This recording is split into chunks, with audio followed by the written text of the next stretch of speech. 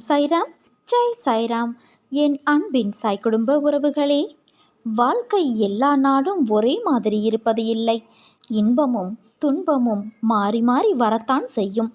ஆனால் எந்த சூழ்நிலையிலும் என் பிள்ளை நீ எப்படி என்னை விட்டு விலகுவது இல்லையோ அதே போல நானும் உன்னை விட்டு விலகுவது இல்லை. நீ என்னை மறந்தாலும் பிள்ளையே, உன் வேண்டுதலை நான் மறப்பது இல்லை.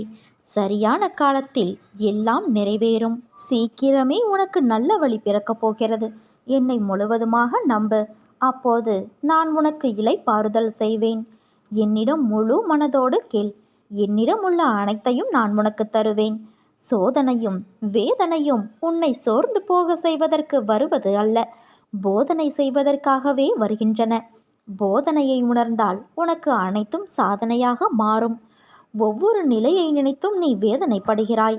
ஏன் இந்த ஆவேசம் உன்னிடம்? நீ சந்திக்கும் பிரச்சனைகளை நான் வேடிக்கை பார்த்து கொண்டு இருக்கிறேன் என நினைக்கிறாயா? என்னை நினைத்தாலே நான் உன் கண்முன் தோன்றுவேன்.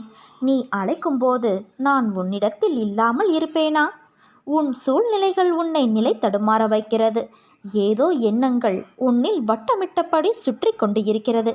புத்தியும் மனமும் நேராக இருந்தால்தான் எண்ணங்களும் சிந்தனைகளும் தெளிவாகும். நாம் செய்கின்ற காரியத்தின் அசைவுகள் என்னவென்று புலப்படும். புத்தியும் நிலையான நல்லதில் நிற்கும். மொத்தத்தில் வாழ்க்கை அழகான நிம்மதியின் பூங்காவனமாய் அமையும். உன்னிடம் சாய் தேவா உன் ஆத்மாவாகவே உன்னிடத்தில் உன் மனதில் புத்தியில் வாழ்கின்றேன். நீ எதற்கும் கலங்காதே. உலகத்தில் என்ன மாறினாலும் நகர்ந்தாலும் நான் உன்னை விட்டு ஒருபோதும் மகளமாட்டேன். உன்னில் எப்போதும் நான் இருப்பேன். நீ ஜெயமாக நல்ல ஆரோக்கியத்தோடு எல்லா செல்வ வளங்களையும் பெற்று நல்ல பெயரோடு மகிழ்ச்சியான வாழ்க்கையை வாழப்போகிறாய்.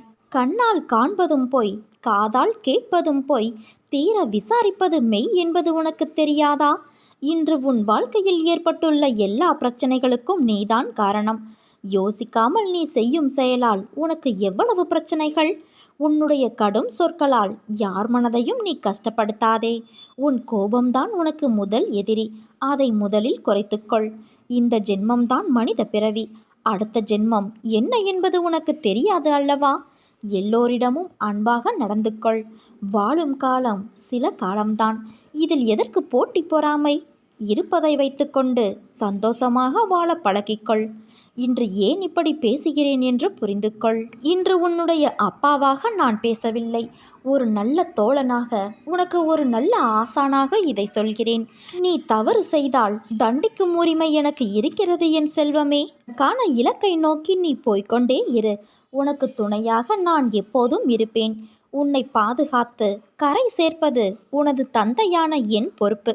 நீ தன்னம்பிக்கையை மட்டும் ஒருபோதும் இழந்து விடாதே. நம்பிக்கையோடு இருந்தால் நல்லதே நடக்கும். சாயிருக்க பயமேன்.